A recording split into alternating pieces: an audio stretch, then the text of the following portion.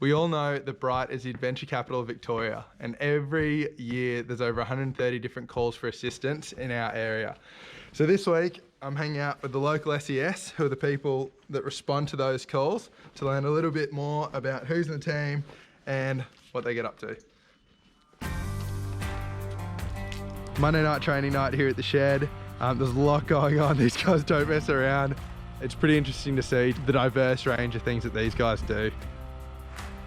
Thanks for joining us on training night. As you can imagine, we are a busy unit, always out and about doing rescues, but one of the things we have to do, unfortunately, is all the equipment we use has to be maintained, and some of this equipment takes a heck of a beating.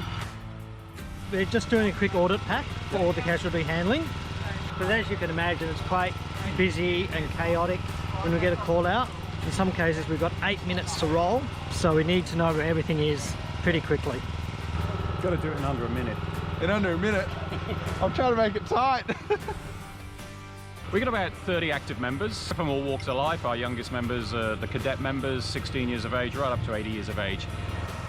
You can be an active volunteer in this unit, and you don't have to be the person going up the mountain. We need comms operators. We've got people here tonight who just come down and do maintenance of equipment. So we need people to help communicate to the community what we're doing. So we might go out and do a storm job with multiple trees down overnight. Those chainsaws all need to be resharpened, ready for the next day. There are people who happily just participate. Yeah, hold him up, and I'm just going to lower him, and then you can take his weight. And all this happens with limited funding and some donations from the community.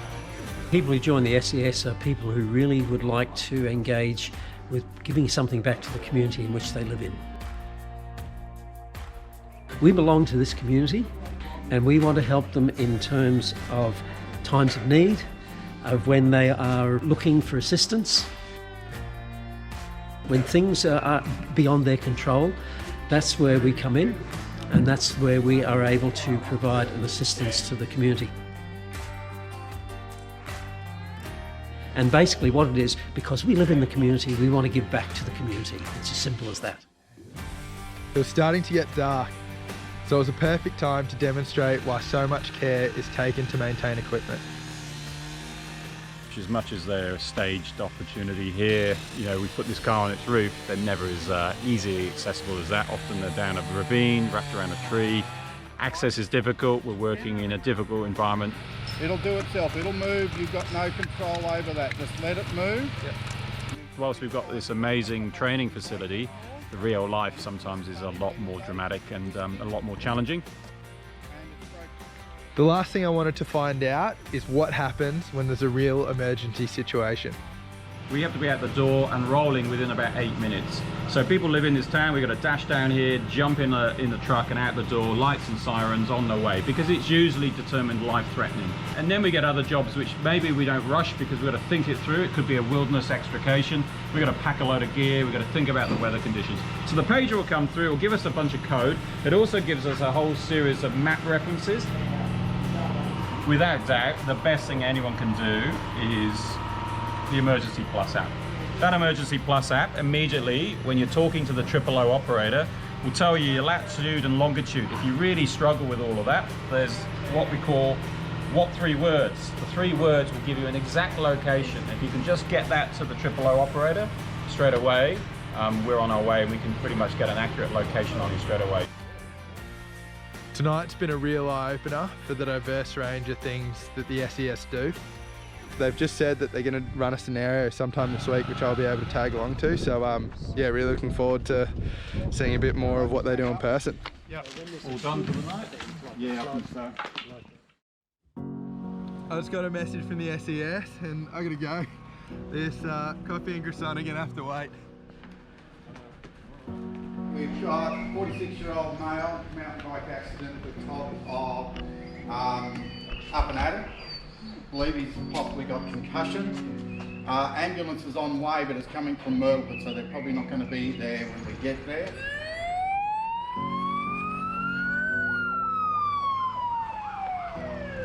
What's the game plan when we get there? So somebody will usually walk ahead and check how everyone's going. People will stay back and set up the equipment needed. So we have communications between us as well, so we can check back and forth at all times to see what's happening. And we try and get everything set up for the ambulance if they're not there. Otherwise we wait for the ambulance to get there, assess the person, and then we help carry them out. James, Barrett, I'll get you to set up the mule and the stretcher.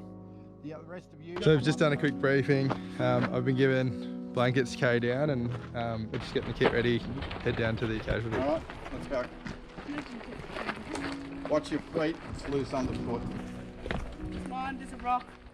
Rock on my right. From what we've heard, he doesn't appear to have had anything major that could be spinal, so we should be able to put him on the spine board, get him in the stretcher up the top and await the ambulance up there.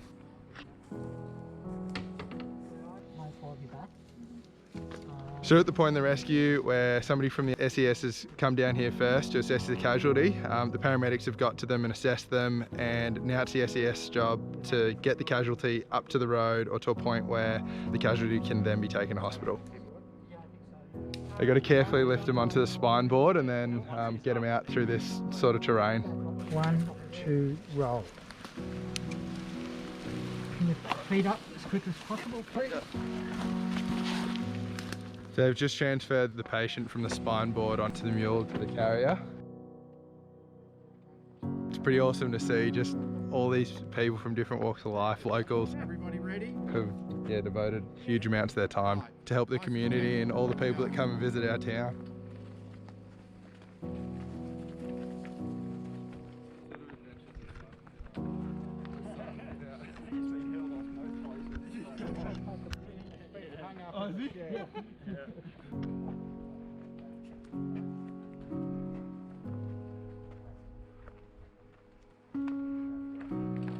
So Simon's out from some of the SEPA stuff. We've just come from down there, and we're just taking this last little bit to the ambulance.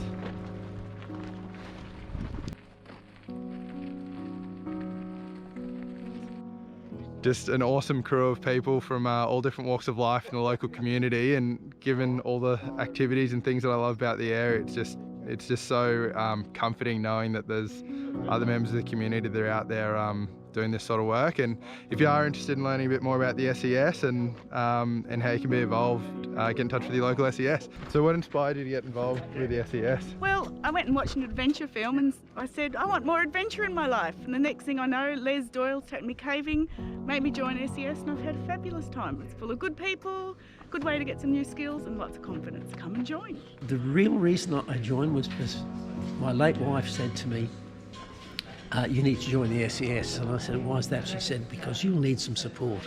It gave me a link, something to hold on to that I could work with and then develop. Yeah, you can tell here that there's just amazing sense of community. An amazing morale in this unit. It is just an incredible unit. I mean, all of the guys work together. There's the vibe amongst them is one of positivity at all times. It's a great unit. This is the last video for before a little break. Hope you guys are all well. Enjoy your time, and we'll see you soon.